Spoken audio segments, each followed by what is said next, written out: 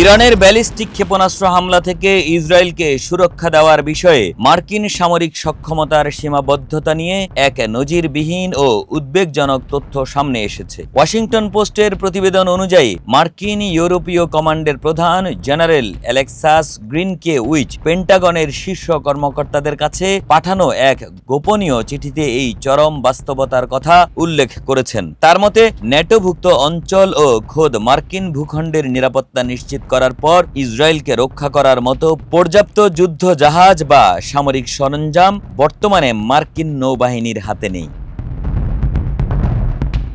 সংবাদ মাধ্যম ওয়াশিংটন পোস্টের 1 আগস্ট প্রকাশিত প্রতিবেদন অনুযায়ী মার্কিন ইউরোপীয় কমান্ডের প্রধান জেনারেল অ্যালেক্সাস গ্রিনকেউইচ চলতি সপ্তাহে পেন্টাগনে শীর্ষ কর্মকর্তাদের কাছে এই গোপনীয় চিঠি পাঠিয়েছেন।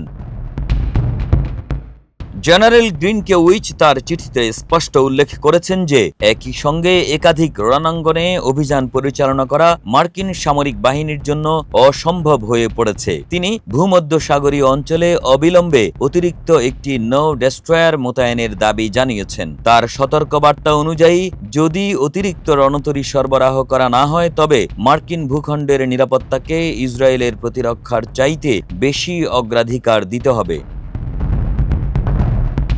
প্রতিবেদনে বলা হয়েছে, ইরানের সঙ্গে দীর্ঘস্থায়ী উত্তেজনা ও ক্রমাগত ক্ষেপণাস্ত্র হামলার ফলে মার্কিন নৌবাহিনীর অত্যাধুনিক ইন্টারসেপ্টর ক্ষেপণাস্ত্রের মজুদ আশঙ্কাজনকভাবে কমে গেছে। সাগরে মোতায়েন থাকা মার্কিন ডেস্ট্রয়ারগুলো নিয়মিতভাবে ইরান ও ইয়েমেনের হুতিদের ছোড়া শত শত ব্যালিস্টিক ক্ষেপণাস্ত্র ধ্বংস করছে। তবে এই দীর্ঘস্থায়ী যুদ্ধের ধকল সইতে গিয়ে যুদ্ধ জাহাজগুলোর স্বাভাবিক কার্যক্ষমতা ও মেরামতে বড় ধরনের জটিলতা তৈরি হয়েছে।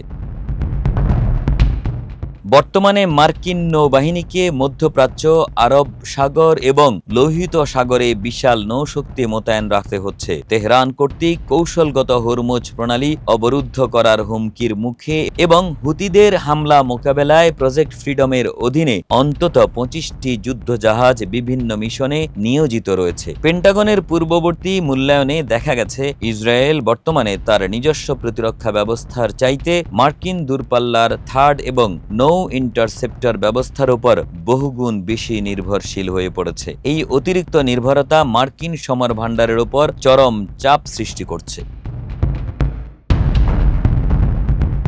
একদিকে পেট্রোল ও নিত্য প্রয়োজনীয় পণ্যের মূল্য বৃদ্ধির কারণে সাধারণ মার্কিন নাগরিকরা ব্যয়বহুল যুদ্ধে জড়ানোর বিপক্ষে অবস্থান নিয়েছেন। অন্যদিকে সামরিক সক্ষমতার সীমাবদ্ধতা নিজস্ব ভূখণ্ডের নিরাপত্তাকে ঝুঁকিতে ফেলছে।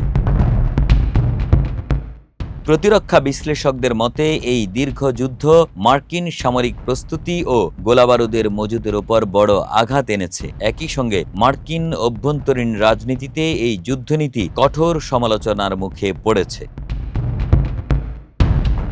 সব মিলিয়ে ইসরায়েলকে সুরক্ষা দিতে গিয়ে মার্কিন ভূখণ্ডের নিরাপত্তাকে শিথিল করার এই সংকট ওয়াশিংটনের সমর কৌশলে এক বড় পরিবর্তনের ইঙ্গিত দিচ্ছে।